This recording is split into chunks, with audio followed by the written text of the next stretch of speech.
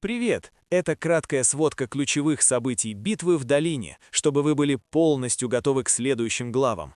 Просто представьте себе, трое наемников Хань Ли, Цилин-9 и Цилин-17 пытаются выкрасть бесценный алхимический котел, но внезапно сталкиваются с поистине ужасающей древней магией. Итак, во-первых, мы видим жуткую цену жажды быстрой силы. Изначальный хранитель котла глотает запретную пилюлю ради колоссальной мощи, но наши наемники не сдаются. Они хитрят, заманивают обезумевшего врага в ловушку из золотых посохов, и тот в итоге буквально сгорает изнутри от полного истощения. Во-вторых, на сцену выходит настоящая угроза. Смерть старика активирует скрытый талисман и призывает лазурного бронированного гиганта, могущественного бессмертного. И вот тут начинается настоящий кошмар. Этот враг способен мгновенно восстанавливать энергию прямо в бою, так что даже мощнейшие артефакты героев, вроде истинной оси тяжелой воды, оказываются абсолютно бесполезными.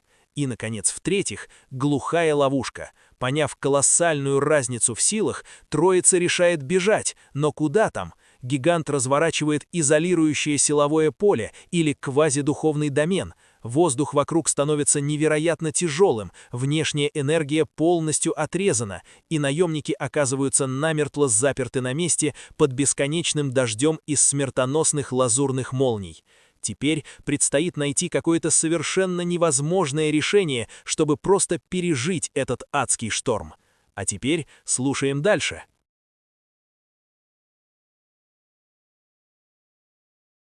Глава 251. Затягивание времени. Пока трио Хань Ли отчаянно цеплялось за свою драгоценную жизнь, шары молнии в небе, казалось, наконец-то иссякли. Сначала они обрадовались, увидев это, но трое переглянулись, и каждый из них увидел в глазах другого недоумение. Это произошло потому, что как только эти шары лазурной молнии появились, лазурный закованный в латы гигант растворился в воздухе, но тот факт, что этот лазурный домен все еще оставался, указывал на то, что они явно еще не выбрались из западни. И действительно, прежде чем трое успели перевести дух, из воздуха внезапно появилась серия лазурных вихрей света. Затем из вихрей вылетели бесчисленные лазурные ветви деревьев, прежде чем обрушиться сверху. Они казались ветвями, но каждая из них была длиной более 30 метров и сравнима по размеру с целыми деревьями, и они обрушивались на трио Хань Ли с яростной силой. К счастью, в течение этого короткого периода передышки трио Хань Ли объединилось в треугольную формацию, где каждый человек защищал одну сторону. Облако над головой Хань Ли уже значительно уменьшилось, и оно начало неистово дрожать перед лицом падающих ветвей. Облако еще больше уменьшилось, но ему удалось сдержать почти треть лазурных ветвей. Тем временем, массив мечей, который кружился вокруг Цилиня-9, выпускал полосы острой лазурной ци меча, которые измельчали надвигающиеся ветви. Из всей троицы Цилинь-17 был тем, кто больше всех страдал. Получив серьезные травмы и израсходовав большое количество бессмертной духовной силы, в барьере желтого песка, который он призвал, уже начали появляться трещины. Как и в случае с шарами молнии, потоку лазурных ветвей, казалось, не было конца, и трио Хань Ли определенно не нравилось такое свирепое бомбардирование, но, к счастью, треугольная формация, которую они приняли, позволила им пока что держаться. Мы не можем продолжать в том же духе вечно. Если бы я знал, что так будет, я бы никогда не взялся за это задание. Как я теперь вообще выйду отсюда живым, раз я навлек на себя вражду Дворца Бессмертных? Пожаловался Цилинь-17 с угрюмым выражением лица. На лице Цилиня-9 также было мрачное выражение, когда он сказал: «Похоже, мы попали в ловушку». Человек, который выпустил это задание, скорее всего, намеренно пытается разжечь конфликт между гильдией странников и Дворцом Бессмертных с какой-то целью. Давайте попробуем придумать, как нам выйти отсюда живыми, прежде чем думать об этих вещах, собратья даосы. «У меня плохое предчувствие по поводу этой ситуации», — внезапно сказал Хань Ли. И действительно, опасения Хань Ли были вполне оправданы. Как оказалось, все ветви, уничтоженные трио Хань Ли, распались на пятнышки лазурного света, которые зарылись в землю внизу, после чего из почвы начали появляться саженцы. По мере того, как сверху спускалось все больше и больше пятнышек лазурного света, саженцы начали быстро расти со скоростью, заметной даже невооруженным глазом. За несколько секунд саженцы превратились в огромные деревья высотой в несколько сотен метров, и они продолжали расти все выше и выше. В мгновение Актрио Хань Ли оказалась в пышном лесу, который испускал чрезвычайно мощную ауру древесного атрибута. «С такой скоростью мы будем заперты здесь, пока не умрем». Собрат Даос Целинь 9, у тебя самая развитая база совершенствования из нас троих, у тебя есть какой-нибудь способ вытащить нас отсюда? Спросил Целинь 17 с беспокойным выражением лица. Мы, возможно, имеем дело только с аватаром Золотого Бессмертного, но его способности чрезвычайно грозны. Даже я едва могу удержаться, и побег будет почти невозможен. В данный момент, возможно, единственный способ обеспечить себе хоть какой-то шанс на выживание — это пойти против общепринятого мнения, ответил Целинь 9. Пойти против общепринятого мнения. Глаза Целиня 17 тут же загорелись, услышав это. Выражение лица Ханьли осталось неизменным, но он тоже был довольно заинтригован. Как и намекал Целинь 9, силы всех троих были сильно ограничены внутри лазурного домена, и было почти невозможно сбежать перед лицом этого бесконечного шквала атак. Даже если бы Ханьли раскрыл свою священную ось мантры и зеленые бамбуковые мечи облачного роя, он все равно не был бы уверен в своей способности сбежать, и раскрытие этих двух сокровищ имело бы далеко идущие последствия, поэтому он абсолютно не хотел использовать их, пока его жизни не угрожала опасность.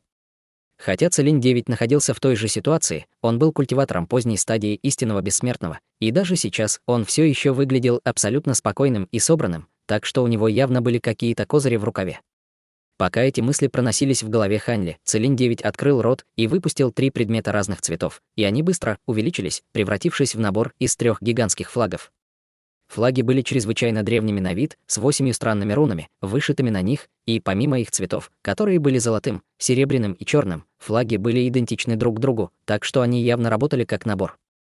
Намек на удивление промелькнул в глазах Ханьли при виде 8 рун, поскольку они были очень похожи на те, что были на каменном котле, который он получил от обезьян у подножия пика Багрового рассвета, и он не мог не задаться вопросом, не связаны ли они каким-то образом. Он много раз изучал каменный котел за последние годы, не сделав никаких полезных открытий, и он определенно не ожидал найти какие-либо зацепки в этом вопросе именно здесь. Его выражение лица осталось неизменным, но его мысли лихорадочно работали.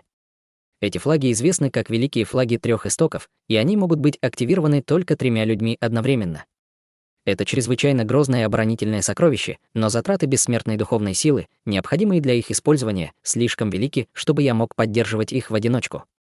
Мое предложение пойти против общепринятого мнения заключается в том, чтобы использовать это сокровище для того, чтобы сосредоточиться исключительно на защите самих себя, а не пытаться сбежать, объяснил Целинь 9.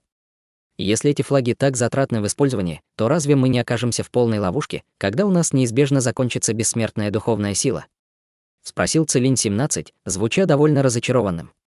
Насколько я знаю, обычно все аватары, образованные талисманами, имеют временные ограничения, поэтому я предполагаю, что собрат Даос Целинь 9 предлагает нам защищаться, пока у аватара не истечет время, верно? Спросил Ханьли. Именно это я и предлагаю, собрат Даос Змей 15, кивнул Целинь 9. Похоже, что этот набор великих флагов 3 истоков довольно сильно отличается от обычных сокровищ. В частности, могу ли я спросить, что такого особенного в 8 рунах на них? Сейчас мы находимся в затруднительном положении, поэтому, пожалуйста, извините меня за чрезмерную осторожность, собрат Даос, сказал Ханьли. Эти флаги действительно довольно особенные, и я получил их случайно, но мне удалось понять, как ими пользоваться после более чем 100-летних экспериментов.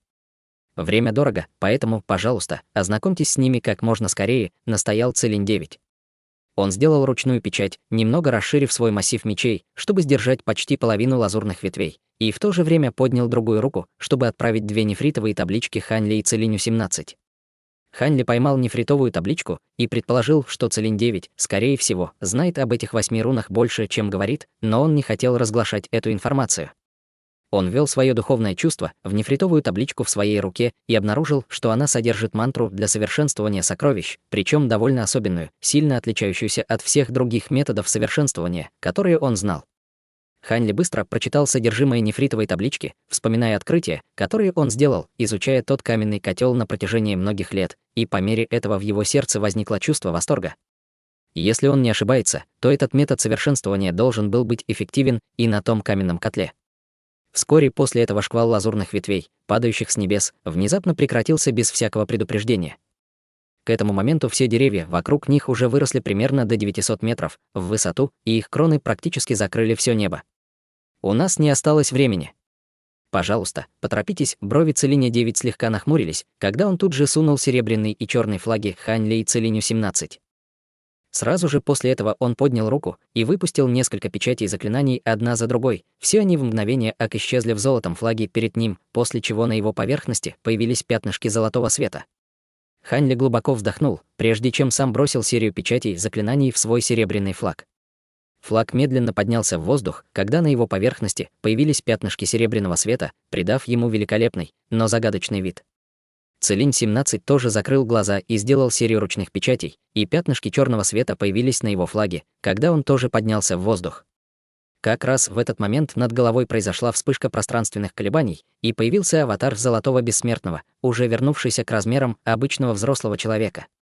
Я не думал, что такая троица низших бессмертных, как вы, сможет продержаться так долго, но пора положить этому конец. Аватар Золотого Бессмертного поднял руку, когда он говорил, и мгновенно появился шар лазурного духовного света с бесчисленными лазурными рунами, мигающими внутри него, а затем в мгновение ока исчез в одном из гигантских деревьев внизу. Дерево было немедленно вырвано с корнем, когда оно поднялось с земли, и оно начало излучать ослепительный зеленый свет, быстро преображаясь, выпуская 4 толстые конечности и уродливую голову. В мгновение ока дерево превратилось в гиганта высотой в несколько километров. Как только гигант принял форму, он тут же поднял огромный кулак и ударил по золотому массиву мечей Целиня-9. Раздался оглушительный грохот, и все лазурное пространство содрогнулось, как и золотой массив мечей, но он смог остаться невредимым. По мере того, как из руки аватара Золотого Бессмертного вылетало все больше полос лазурного духовного света, около половины деревьев внизу мгновенно превращались в грозных гигантов, но в результате лазурный свет, исходящий от тела аватара, также слегка померк. Все древесные гиганты взмахнули своими массивными кулаками по воздуху, выпуская бесчисленные массивные лазурные проекции кулаков, которые устремились к трио Хань Ли со всех сторон. Выдержав несколько свирепых шквалов атак, черное облако и экран желтого песка значительно померкли и выглядели довольно разбросанными, но они все еще едва держались. Аватар Золотого Бессмертного начал терять терпение, и он открыл рот, выпустив всплеск лазурного света, который мгновенно окутал все оставшиеся деревья внизу. Все эти деревья тут же начали светиться лазурным светом, поднимаясь с земли, но вместо того, чтобы мгновенно превратиться в отдельных гигантов, они слились воедино, образовав гиганта ростом около 9 километров. Зеленый свет непрестанно струился вверх и вниз по его телу, и когда он поднял руку, все остальные древесные гиганты вокруг него взорвались шарами лазурного света, которые устремились к нему, прежде чем образовали лазурную деревянную саблю, длина которой была примерно такой же, как рост древесного гиганта. На лезвии сабли было выгравировано бесчисленное множество зеленых рун, мерцающих холодным светом.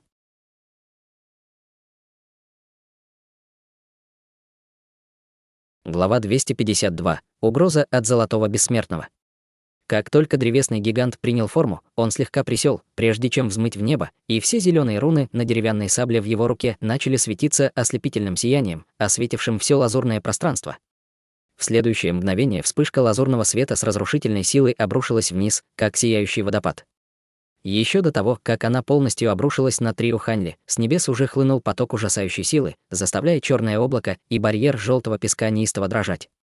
Раздался оглушительный грохот, когда гигантская деревянная сабля обрушилась вниз, и черное облако, барьер желтого песка и золотой массив мечей наконец взорвались в вспышки черного, желтого, золотого и лазурного света. В то же время во всех направлениях пронеслись порывы свирепого ветра, создавая рябь, которая была видна даже невооруженным глазом в окружающем лазурном пространстве. Однако деревянная сабля не продолжила падать сверху. Вместо этого она была отброшена вверх, и древесный гигант пошатнулся, сделав несколько шагов назад, прежде чем стабилизироваться. После того, как пыль улеглась, трио Хань Ли было обнаружено с набором массивных проекций флагов, сияющих над ними, высвобождая огромные колебания духовной силы.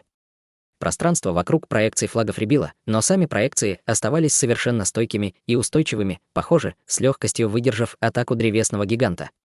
Тем не менее, трио Хань Ли не осмеливалось расслабляться, и они продолжали безжалостно бросать печати заклинаний во флаги перед собой. Внезапно по велению Целиня 9 проекции флагов слились в одну, образовав гигантский яйцевидный трехцветный световой барьер. Внешний слой светового барьера был золотого цвета, средний слой — черного, а самый внутренний слой — серебряного. Вокруг световых барьеров можно было увидеть бесчисленные проекции флагов, испускающие ослепительное сияние и издающие резкий визг, и казалось, что они образуют независимое пространство внутри лазурного домена. Мрачное выражение появилось на лице аватара Золотого Бессмертного, когда он увидел это, и он сделал ручную печать, после чего из тела древесного гиганта вырвался ослепительный лазурный свет, и он шагнул вперед, прежде чем снова злобно взмахнуть своей деревянной саблей по трехцветному световому барьеру.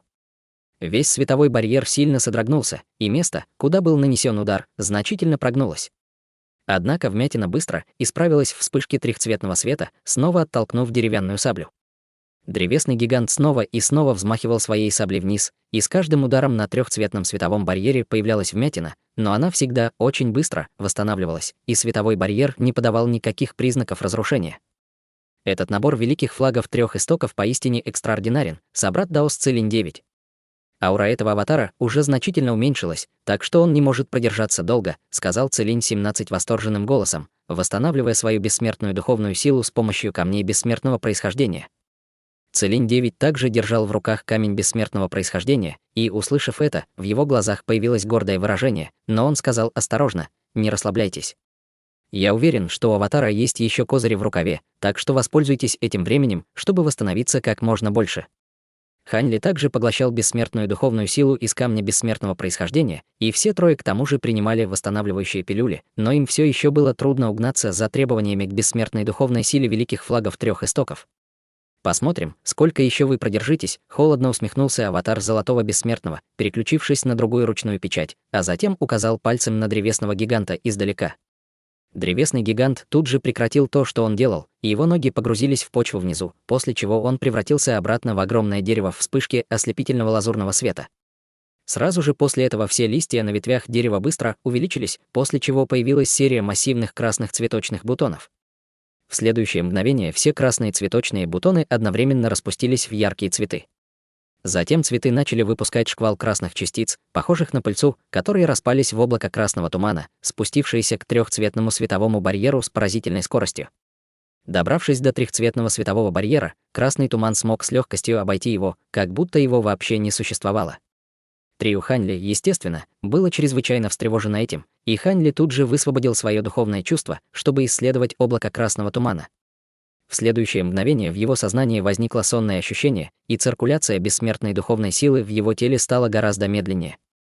Однако в следующее мгновение его огромное духовное чувство вырвало его из оцепенения, и он тут же закричал: «Берегитесь, это атака духовного чувства». В то же время зарождающаяся душа в его дантяне сделала ручную печать обеими руками, и по его меридианам хлынул поток прохладной и освежающей энергии, восстановив первоначальную скорость циркуляции бессмертной духовной силы. Услышав это, Целинь-9 тут же отдал распоряжение, и Хань Ли с Целинем-17 мгновенно переключились на другой набор ручных печатей. Внезапно средний черный световой барьер слегка содрогнулся, прежде чем подняться на поверхность, и в результате серебряный световой барьер сместился в середину, в то время как золотой световой барьер стал самым внутренним слоем. После этого перехода свет, исходящий от трехцветного светового барьера, стал чрезвычайно мягким, а по его поверхности пошли рябь. На этот раз трехцветный световой барьер смог полностью сдержать облако красного тумана. Однако красный туман, который уже просочился в световой барьер, окутал трио Хань Ли, постоянно убаюкивая их, погружая в состояние сонливости. Глаза Хань Ли слегка сузились, когда он активировал свою технику духовного очищения, а также призвал маленький белый нефритовый колокольчик, который начал вращаться на месте над его головой. Порывы прохладной энергии хлынули в его сознание, мгновенно рассеяв большую часть эффектов красного тумана, чтобы минимизировать его влияние. После предупреждения Хань Ли, Целинь-9 также подготовился, ударив ладонью по макушке своей головы, после чего из его рукава вылетел маленький белый замок, высвободив ореолы белого света, которые окутали его тело внизу.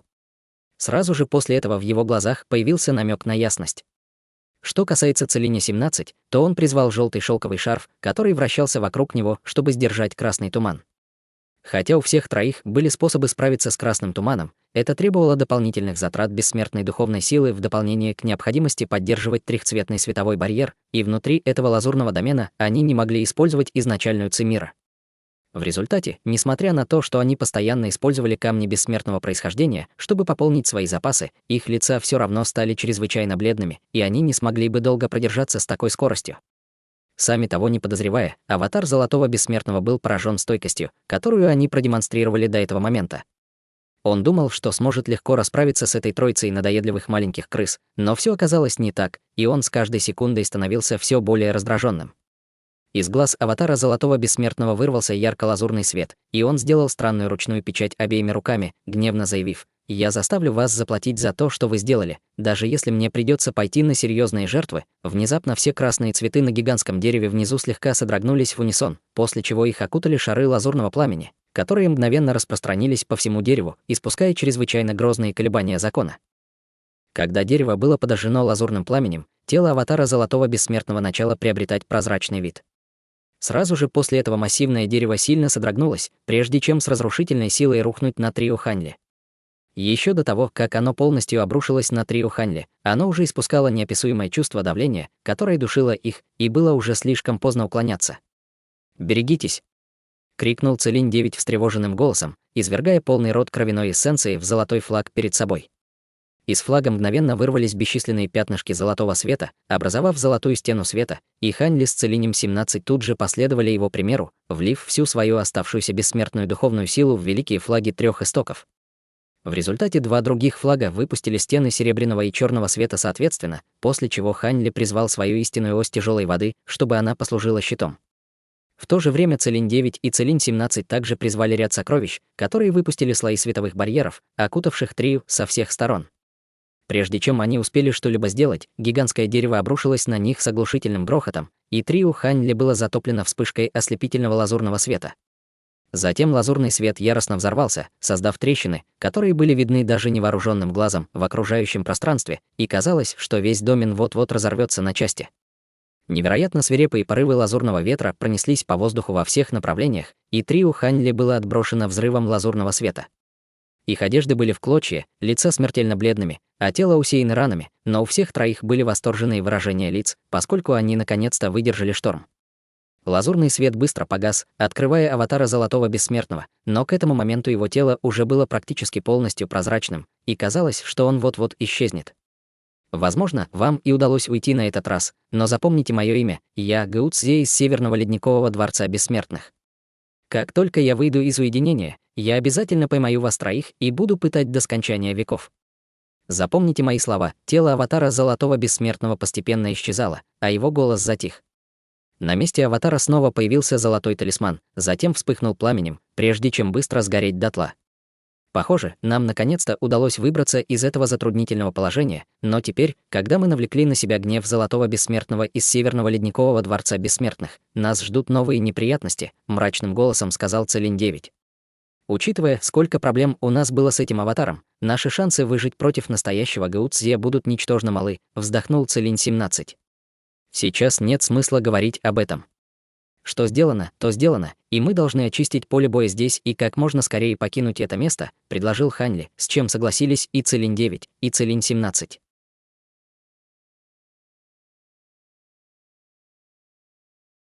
Глава 253. Неприятности. Ханьли перевернул ладонь, извлекая пилюлю, и, проглотив ее, почувствовал, как его цвет лица постепенно улучшается. Истинная ось тяжелой воды, парящая рядом с ним, выглядела слегка тусклой, явно пострадав в битве, и ему придется заняться ее восстановлением по возвращении в Да Пылающего Дракона. Тем временем Целинь-9 уже убрал свои великие флаги трех истоков, которые также потеряли часть своей духовной природы во время последней схватки с аватаром Гао Цзэ, к большому разочарованию Целиня-9. Конечно, Целинь-17 пострадал больше всех из троих. Мало того, что он получил серьезные травмы, печать, которая была эквивалентна его связанному сокровищу, также почти полностью утратила свою духовную силу, будучи разрушена силой закона аватара Золотого Бессмертного. Тем не менее, он уже был чрезвычайно удачлив, что смог пережить это испытание и вернуть свое сокровище. Троица немного отдохнула, а затем вернулась в долину. После только что произошедшей напряженной битвы долина была совершенно неузнаваема, а большая часть окружающих гор была стерта с лица земли. Земля была усеяна бесчисленными кратерами разных размеров, некоторые из которых были настолько глубокими, что на дне можно было увидеть расплавленную лаву. Этот горный хребет был довольно уединенным, но только что произошедшая битва вызвала огромный переполох, и некоторые из близлежащих сил культиваторов обратили на это внимание. В течение следующих нескольких десятилетий многие люди отправлялись в этот район, чтобы попытать счастье, но это уже совсем другая история. Войдя в долину, Целинь-9 внезапно о чем-то вспомнил и сказал: «А я совсем забыл. Позвольте мне сходить и забрать два сокровища, которые служили ядром формации. В таком случае я заберу древесину сдерживания молний». Можем ли мы рассчитывать на вас, собрат Даос Целинь-17, что вы позаботитесь о делах в долине?» — спросил Хань Ли. Целинь-17, естественно, не возражал. Все трое знали, что лучше всего как можно скорее покинуть это место, и они немедленно приступили к действиям, наблюдая друг за другом своим духовным чувством, чтобы убедиться, что никто не играет в какие-либо игры. Хань Ли в мгновение оказался за пределами долины, а затем взмахнул рукавом, посылая полосу лазурного света в землю. В земле образовалась большая дыра, внутри которой находился кусок золотого дерева, который был выше взрослого человека и примерно такой же толщины, как человеческая нога. Кусок дерева был полностью золотого цвета, с серией колец роста в форме молнии, видимых на его поперечном разрезе. Его поверхность была совершенно гладкой и усеяна большим количеством золотых узоров молний, которые испускали сильную ауру молнии.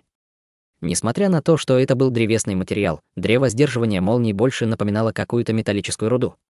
Хань Ли осмотрел ее, затем взмахом рукава притянул к себе кусок древесины сдерживания молний. Согласно книге, которую он читал ранее, древо сдерживания молний было редким духовным материалом атрибута молнии, который был чрезвычайно прочным и мог поглощать силу молнии, что делало его первоклассным материалом для усовершенствования духовных сокровищ атрибута молнии. Вырастить этот тип дерева было очень сложно, поэтому его очень редко можно было увидеть в продаже где-либо, и Хань Ли, конечно же, не ожидал наткнуться на партию этого дерева здесь.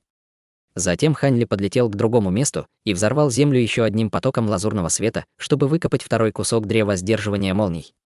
Вскоре он извлек все 81 кусок древесины сдерживания молний, которые были закопаны вокруг долины, и когда он вернулся в долину, Целинь-9 и Целинь-17 уже были там, а перед первым парили два сокровища.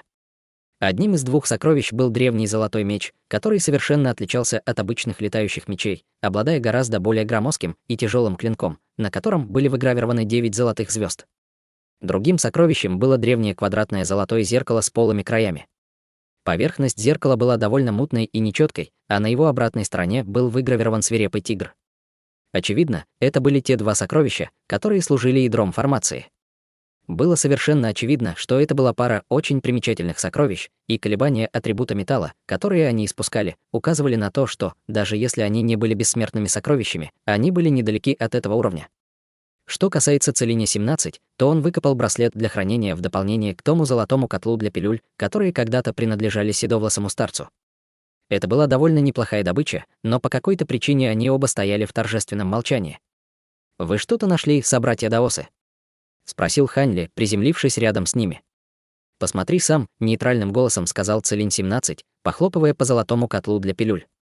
Хань Ли немедленно влил свое духовное чувство в котел для пилюль, и хотя процесс изготовления пилюль уже прекратился, внутри все еще циркулировал поток палящей духовной силы, образуя решительный массив, который удерживал его духовное чувство в страхе.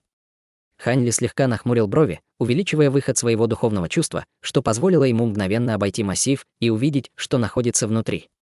Внутри котла парила фиолетовая пилюля размером с большой палец, и почти половина ее была обуглена, что явно указывало на неудачное изготовление пилюли.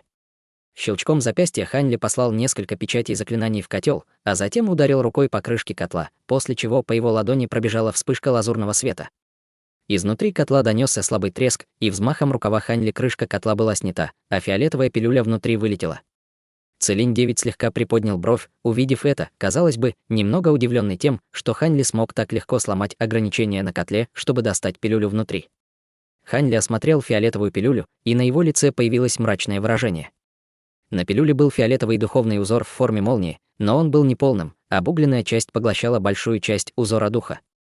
Кроме того, фиолетовый духовный узор молнии испускал чрезвычайно слабые колебания закона.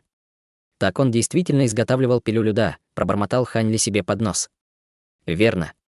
Я внимательнее присмотрелся к его лицу ранее и вспомнил, что этот человек, Пин Йоци, широко известный первоклассный мастер земных пилюль Северного ледникового дворца бессмертных. Однако он очень скрытный человек, поэтому очень немногие знают, как он выглядит. Я слышал, что он очень долго пытается стать мастером небесных пилюль, но я не знаю, удалось ли ему это или нет. Если да, голос Целиня-9 затих, и на его лице появилась кривая улыбка.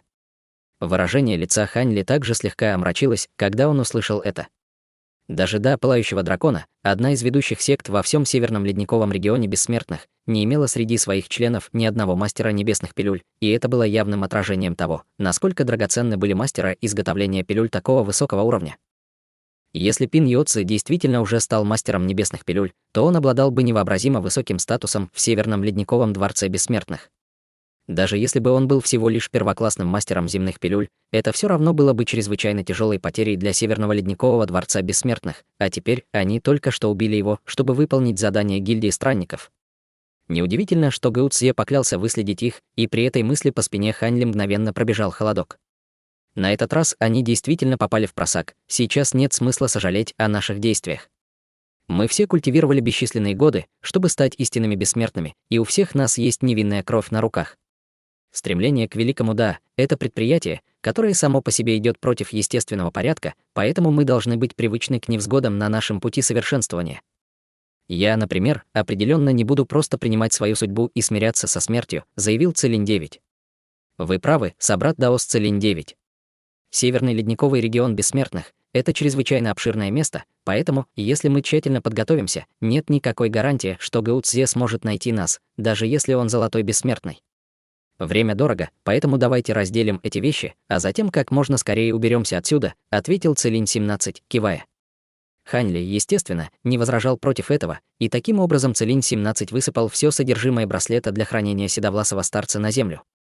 Большая часть его вещей представляла собой различные виды духовных растений и ингредиентов, все из которых были наполнены обильной духовной ци и мгновенно привлекли внимание троицы Хань Ли. Взгляд Хань Ли сразу же упал на одно из духовных растений, которое было зеленым, как нефрит, и слегка изогнутым. У него были крошечные листья, которые плотно прилегали к стеблю духовного растения, как чешуя, и это была не что иное, как трава рогатого дракона, главный материал для изготовления пилюль весеннего дождя. Кроме того, на земле было около дюжины этих трав рогатого дракона, и все они, по-видимому, были старше 50 тысяч лет. Что касается других духовных растений и материалов, Хань Ли узнал менее половины из них, но все они были первоклассными ингредиентами и материалами, которые не уступали траве рогатого дракона.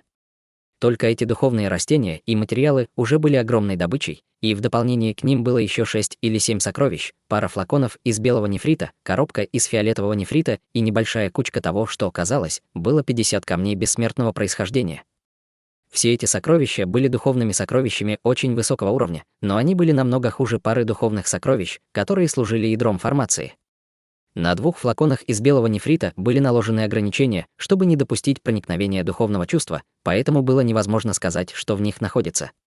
Что касается коробки из фиолетового нефрита, то на ее поверхности был приклеен серебряный талисман, а по ее поверхности бродили бесчисленные серебряные руны, похожие на головастиков, испуская огромные колебания духовной силы. На коробке также было выгравировано несколько слоев духовных узоров, высвобождающих серебряный световой барьер, который также был способен не допустить проникновения духовного чувства. Целинь-17 передал браслет для хранения Целиню-9 для осмотра, но Целинь-9 совершенно завороженно смотрел на сокровища, разложенные перед ним, и только услышав, как Целинь-17 окликнул его, он очнулся. «Мои извинения, я просто удивился, что у Пин Йоци было так много вещей», сказал Целинь-9, принимая браслет для хранения от Целиня-17. Сердце Хань Ли слегка ёкнуло, увидев это. Это было всего лишь на мгновение, но он заметил, как в глазах Целиня-9 промелькнул своеобразный взгляд. Он перевел взгляд на сокровища на земле, но обнаружил, что все они были обычными сокровищами, которые не казались ничем примечательными. Однако рядом с этими сокровищами лежал довольно странный на вид черный значок, испускающий слабое черное свечение. Целинь-17, похоже, тоже заметил значок и сказал: «Это значок из вездесущего павильона». Может быть, этот Пин Йоци как-то связан с этим местом? Сердце Хань Ли снова слегка ёкнуло, услышав это. Были ли у него связи с вездесущим павильоном? Не имеет к нам никакого отношения, сказал Целинь-9, передавая браслет для хранения Хань Ли после краткого осмотра. Хань Ли влил свое духовное чувство в браслет для хранения просто для проформы и, убедившись, что он действительно полностью опустел, отложил его в сторону и снова обратил внимание на трофеи, разложенные на земле.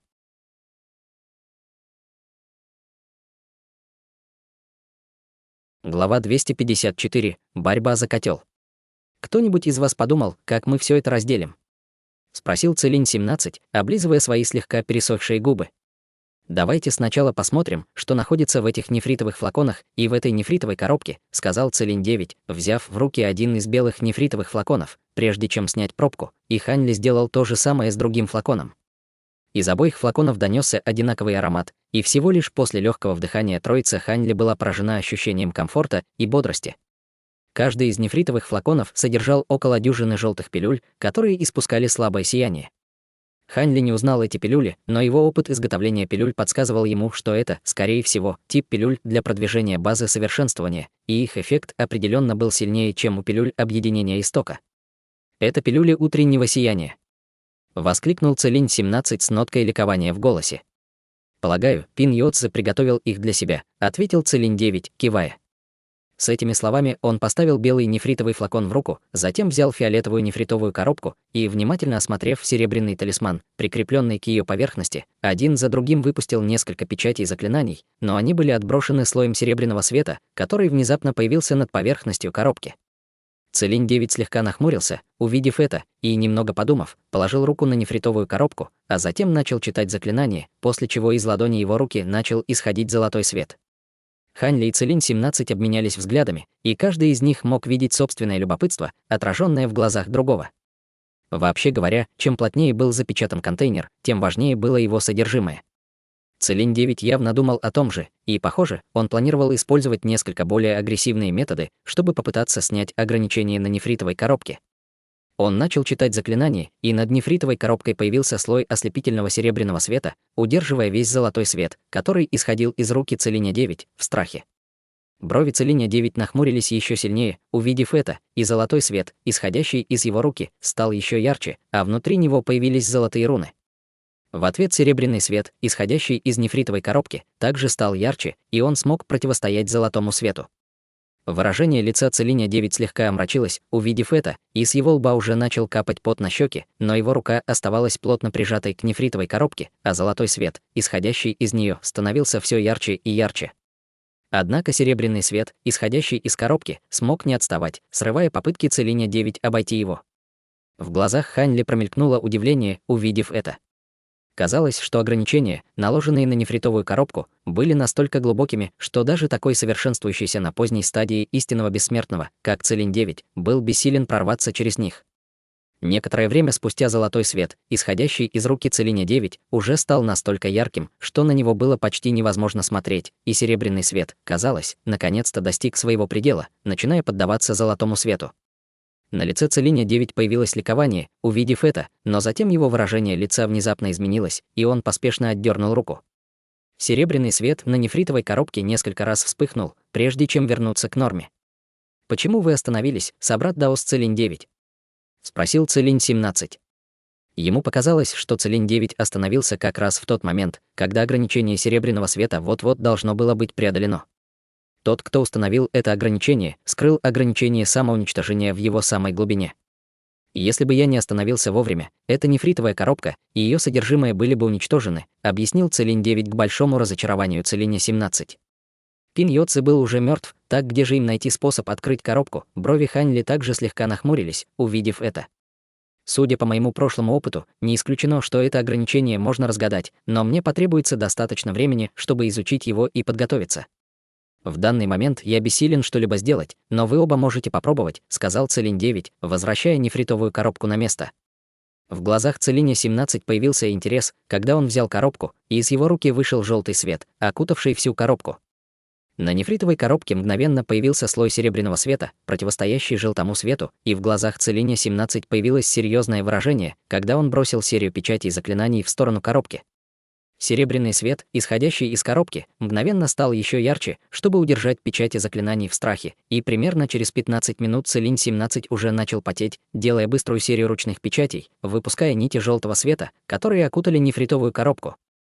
Если бы кто-то присмотрелся, то обнаружил бы, что нити желтого света образованы бесчисленными желтыми рунами, и они медленно подавляют серебряный свет на нефритовой коробке. Глаза Целиня-9 загорелись, увидев это, и Хань Ли также невольно шагнул вперед. Как раз в этот момент серебряные руны на нефритовой коробке вспыхнули, и они резко выпустили поток света, который оборвал все нити желтого света. Что за странное ограничение? Холодно фыркнул Целинь-17, убирая руку и больше не пытаясь снять ограничение на нефритовой коробке. Целинь-9 слабо вдохнул от разочарования, увидев это, а затем повернулся к Хань Ли и предложил: «Почему бы вам тоже не попробовать, собрат Даос Змей-15? Возможно, вам повезет больше, чем нам двоим. Будьте осторожны, собрат Даос». Если вы сломаете то, что находится внутри, это будет учтено в вашей доле добычи, усмехнулся Целинь-17, передавая нефритовую коробку Ханьли.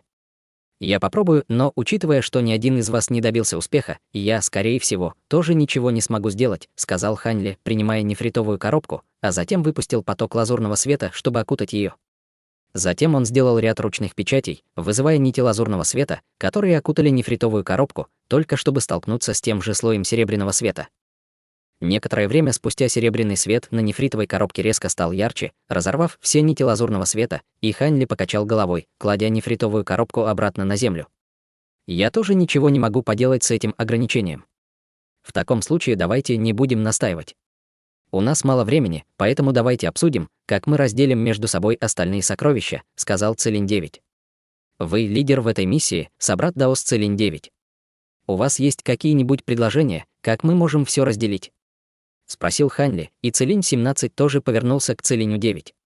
Здесь довольно много духовных растений, материалов, пилюль и камней бессмертного происхождения, так что мы сможем разделить их поровну. Сложнее распределить этот котел, эти сокровища и эту нефритовую коробку, сказал Целинь-9. Это просто. Настрое, поэтому я предлагаю одному из нас взять котел, другому — сокровище, а последнему — нефритовую коробку. Что вы думаете? Предложил Целинь-17. Это неплохая идея, но кто что получит? Спросил Целинь-9. Я всегда очень интересовался изготовлением пилюль, так что как насчет того, чтобы я взял котел? Спросил Целинь-17. Я тоже очень увлекаюсь искусством изготовления пилюль, сказал Целинь-9, и на его лице появилась многозначительная улыбка, а выражение лица Целиня-17 сразу же слегка омрачилось, услышав это. Тем временем Ханьли молча стоял в стороне, обдумывая, как лучше поступить. Здесь действительно не было никакого сравнения. Золотой котел был самым ценным из всех предметов, находящихся здесь, будучи бессмертным сокровищем, поэтому, конечно, все хотели его получить, независимо от того, интересовались ли они на самом деле изготовлением пилюль. Ханьли хотел изготовить несколько пилюль, чтобы ускорить свое совершенствование и как можно скорее совершить прорыв, поэтому он, естественно, тоже хотел получить котел. Однако в данный момент он просто наблюдал и не выражал своих намерений вслух. Когда он окинул своим духовным чувством котел, он заметил, что внутри, казалось, что-то скрыто, и это ощущение было очень похоже на то, которое он получил от той черной сабли ранее, под защитой Фанпаня. Учитывая то, что Гао Цзэ даровал этот талисман аватару Пин Йоци, было очень вероятно, что котел был заклеймен. Если бы обладание этим сокровищем увеличило его шансы быть выслеженным Гао Цзэ, то он определенно не стал бы рисковать, поэтому он очень осторожно относился к попыткам завладеть котлом. Тем не менее, возможно, Целинь-17 ничего не заметил бы со своей базой совершенствования и духовным чувством средней стадии истинного бессмертного, но, будучи совершенствующимся на поздней стадии истинного бессмертного, разве Целинь-9 тоже мог не заметить, что что-то не так? Целинь-17 натянуто улыбнулся, повернулся к Ханьли и сказал: «Я много лет застрял на средней стадии истинного бессмертного и отчаянно нуждаюсь в этом котле для изготовления пилюль. Если вы оба готовы отдать мне котел, я могу отказаться от трети своей доли остальных сокровищ». В таком случае, Ханьли только собирался что-то сказать, когда Целинь-9 вмешался. По правде говоря, я уже несколько веков ищу подходящий котел для пилюль. Если вы оба можете отдать мне котел, я готов отказаться от 2/3 своей доли всего остального. Глаза Ханьли слегка загорелись, услышав это, казалось бы, соблазненные этим предложением. Целинь-17 взглянул на котел, а затем стиснул зубы, принимая решение: «Хорошо, в таком случае все, что я хочу, это этот котел, и я готов отказаться от всего остального». Этого достаточно. Целинь-9 на мгновение задумался над этим предложением, а затем улыбнулся и сказал: «Если вы так настаиваете на том, чтобы получить котел, то было бы неприлично с моей стороны добиваться его дальше. Что скажете, собрат Даос Змей-15? Я вижу, что собрат Даос Целинь-17 очень искренен в своем предложении, поэтому я тоже готов передать ему котел. Если бы котел был обнаружен, пока вы были без сознания, возможно, вы бы смогли проснуться немного раньше», сказал Ханьли с легкой улыбкой. «Спасибо, собратья даосы». Целинь-17 слышал издевку в словах Ханьли и уже собирался вспылить от ярости, но решил этого не делать, вспомнив силу, которую Ханьли продемонстрировал во время недавно завершившейся битвы. Таким образом, он немедленно взмахнул рукавом, выпуская поток желтого света, чтобы убрать котел. Затем он слегка поморщился при виде всех драгоценных материалов и ингредиентов на земле, прежде чем с болью отвернуться. «Какие из этих сокровищ и эту нефритовую коробку вы бы хотели, собрат Даос Змей-15?» — спросил Целинь. Я потерял 2 набора летающих мечей во время битвы, поэтому я хотел бы получить эти сокровища, чтобы заменить их, ответил Хань Ли. Разве вы сейчас не совершенствуете законы атрибута воды, собрат Даос Змей 15? Все эти сокровища — атрибута металла, поэтому они вам не очень подходят. Напротив, я как раз использую искусство совершенствования атрибута металла. Говоря о нефритовой коробке, учитывая силу ограничений, наложенных на нее, она должна содержать что-то чрезвычайно ценное, так что как насчет того, чтобы вы взяли ее вместо этого, собрат Даос Змей 15? Предложил Целинь 9 с улыбкой. Возможно, но с ограничениями на коробке очень сложно справиться, и если я не буду осторожен, содержимое коробки может быть легко уничтожено. Из нас троих, я думаю, у вас больше всего надежд на успешное открытие коробки, поэтому я соглашусь на эти сокровища, ответил Хань Ли.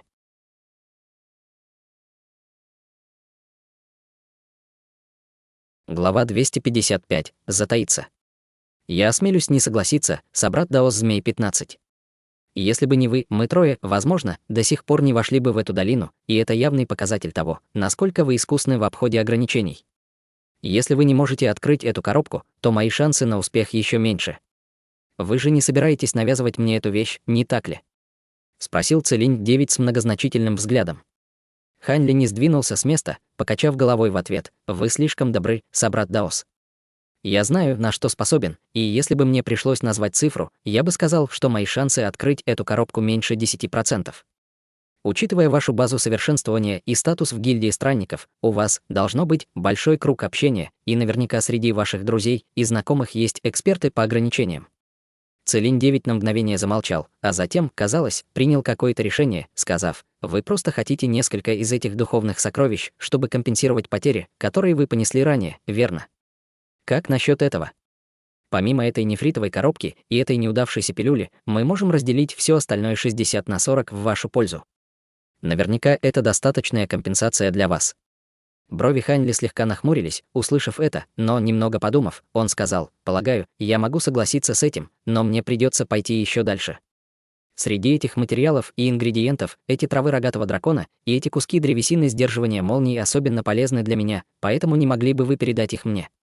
Я могу позволить вам выбрать предметы равной стоимости из остального, что здесь есть, в качестве компенсации.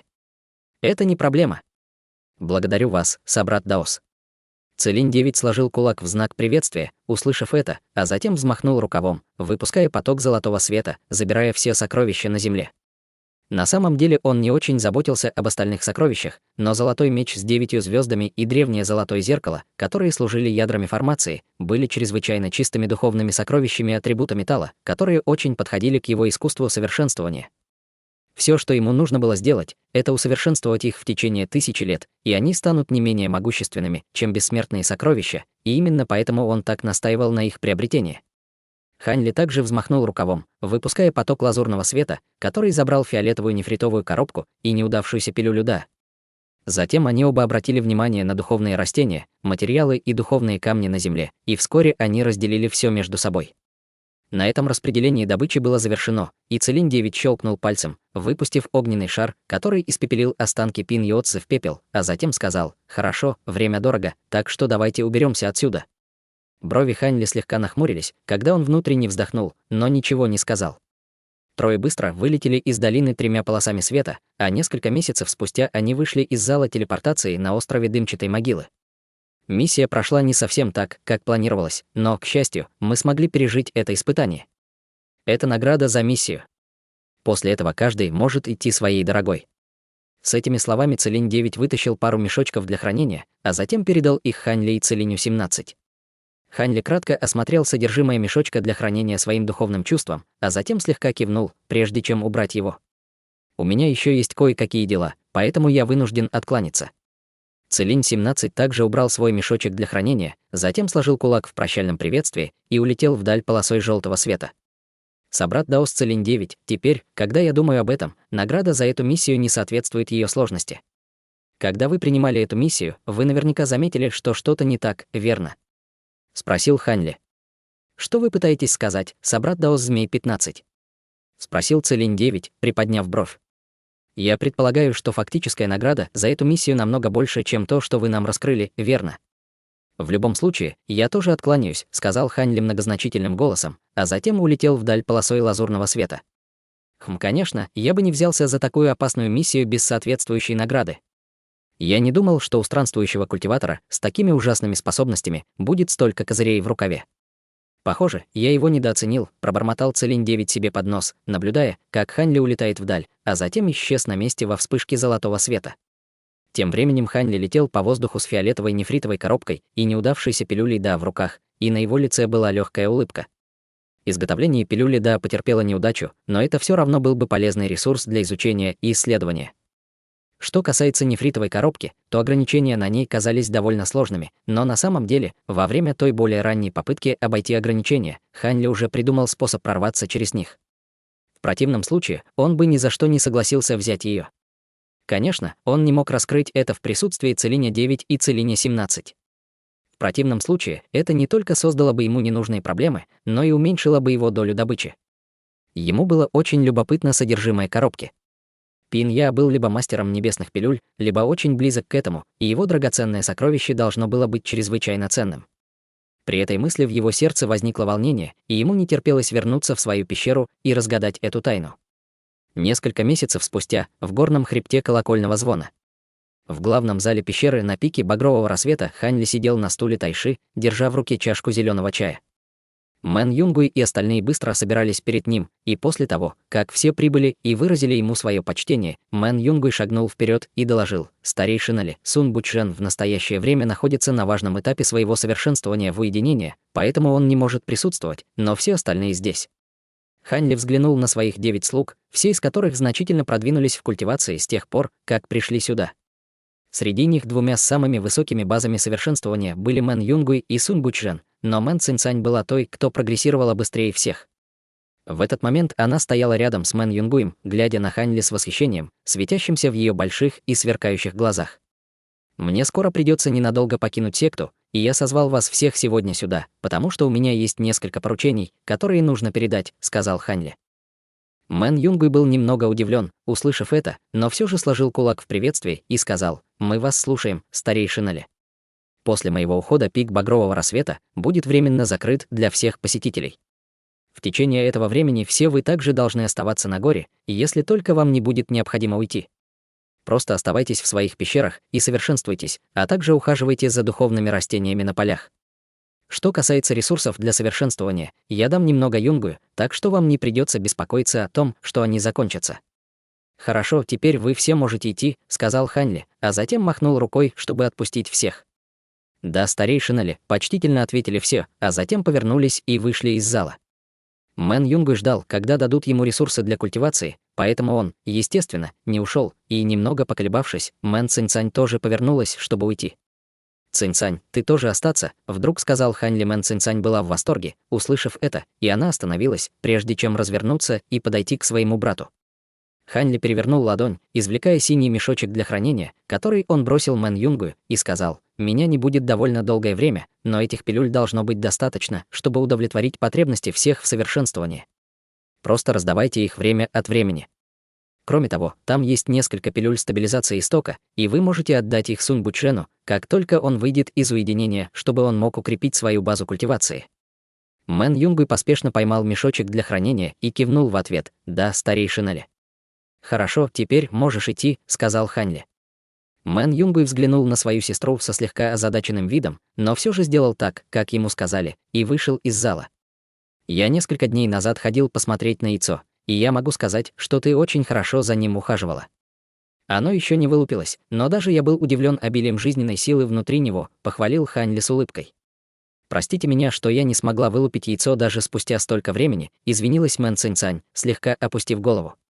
«В любом случае, это в основном зависит от судьбы, поэтому нет необходимости быть слишком строгой к себе.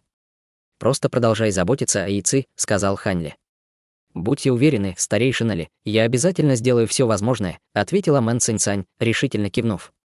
Хань Ли улыбнулся, извлекая небольшой флакон из белого нефрита, который он бросил ей, и сказал: «Я получил этот флакон пилюль огненной эссенции во время одной из своих предыдущих поездок, и ты на той стадии, когда готова принять его. Это будет очень полезно для твоего совершенствования».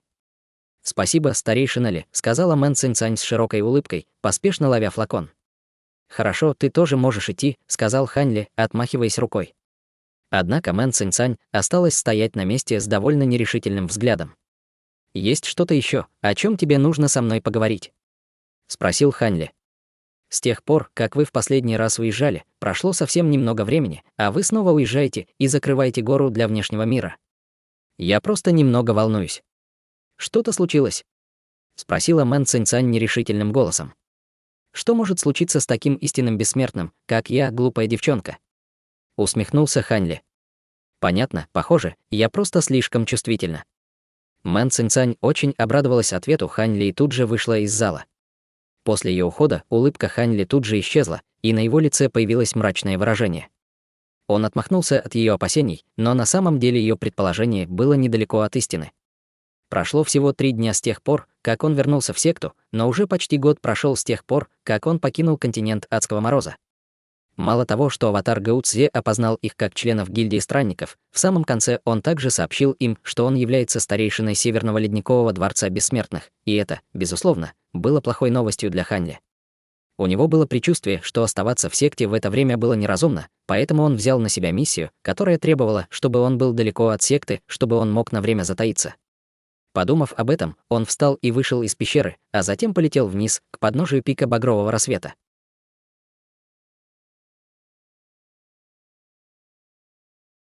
Друзья, вот эти главы – идеальный урок выживания в мире культиваторов. Хань Ли и команда выживают после атаки гигантских древесных монстров и финального взрыва аватара Золотого Бессмертного Пиньяо Ци из Северного Ледяного Дворца. Защитные великие флаги 3 истоков выдержали немыслимый урон. Но вместо праздника начинается дележ добычи. Древесина сдерживания молний, золотые артефакты, а в центре – котел с неудачной пилюлей Дао, который выдает личность врага. Это элита, мастер пилюль на грани небесного уровня, с ресурсами, способными перевернуть миры. Победа оборачивается кошмаром. Уничтожение аватара значит гнев существа, которое не простит. Телень-17 берет котел и маячки слежения. Телень-9 – артефакты ядра формации. А Ханьи, как всегда прагматично, выбирает запечатанную фиолетовую нефритовую коробку с мощными ограничениями, неизвестную, но неотследимую.